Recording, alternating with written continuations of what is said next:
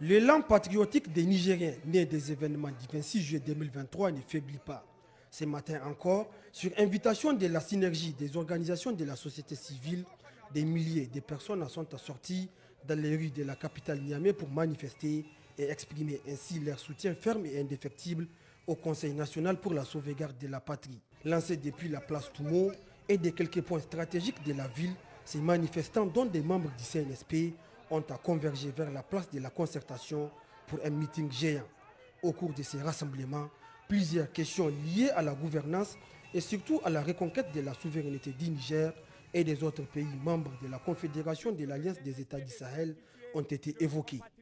Parmi celles-ci, les retraits du Niger, du Burkina Faso et du Mali de la CEDEAO. Si le Conseil national pour la sauvegarde de la patrie, à la tête de son Excellence le général Abdraman Tchani, n'avaient pas pris leurs responsabilités pour mettre fin à tout ce que vous savez, serions-nous aujourd'hui ici satisfaits d'avoir chassé les soldats français le 22 décembre 2023, d'avoir chassé les soldats américains, d'avoir demandé et obtenu la dénonciation des accords militaires, d'avoir demandé et obtenu le retrait pur et simple de notre pays de la CEDEAO, de l'OTAN, d'avoir demandé et obtenu la dénonciation de tous les accords miniers qui unissaient notre pays avec la France criminelle.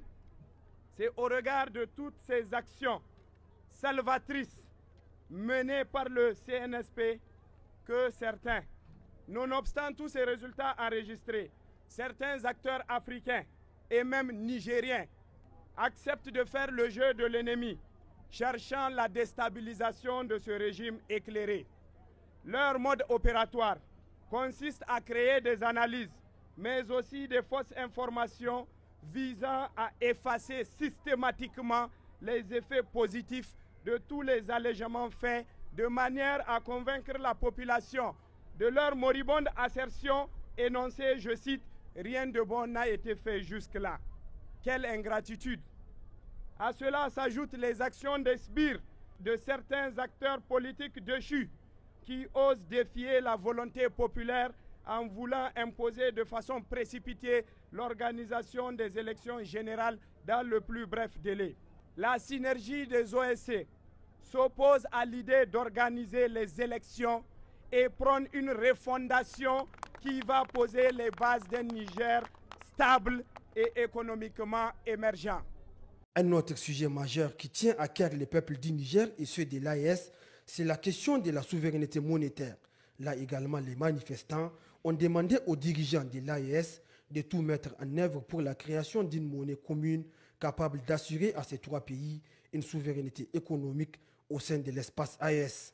Le deuxième point objet de cette manifestation, c'est le point essentiel qui a fait en sorte que l'impérialisme, à un moment que même nos chefs d'État corrompus de la moribonde CEDEAO avaient au moins eu la compréhension que le CFA n'est pas profitable à nous et avaient avancé les velléités d'une monnaie qui s'appelait l'ECO.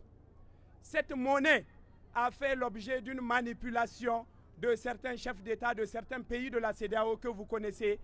Et au-delà de tout ça, la France funeste a fait le choix d'amener le terrorisme pour nous empêcher d'avoir la stabilité économique qui va nous permettre de sortir du franc CFA.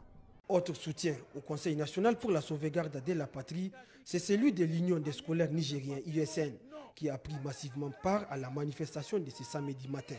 Les dirigeants des syndicats des scolaires ont également réaffirmé leur engagement à demeurer avant-gardistes de la lutte contre l'impérialisme et le néocolonialisme et à accompagner le gouvernement dans cette dynamique. En cet instant solennel, nous prenons la parole au nom du comité directeur de l'ISN, organe politique et moral des scolaires nigériens, pour doublement passer deux messages.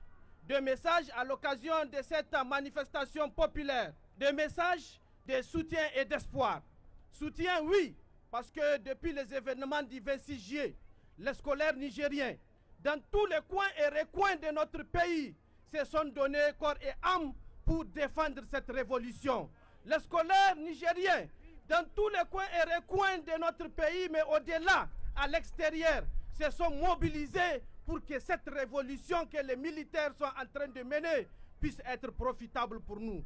Aujourd'hui encore, nous nous sommes mobilisés dans tous les coins et recoins de la capitale pour venir dire à nos chers membres du Conseil national pour la sauvegarde de la patrie le soutien indéfectible et sans cesse des scolaires nigériens.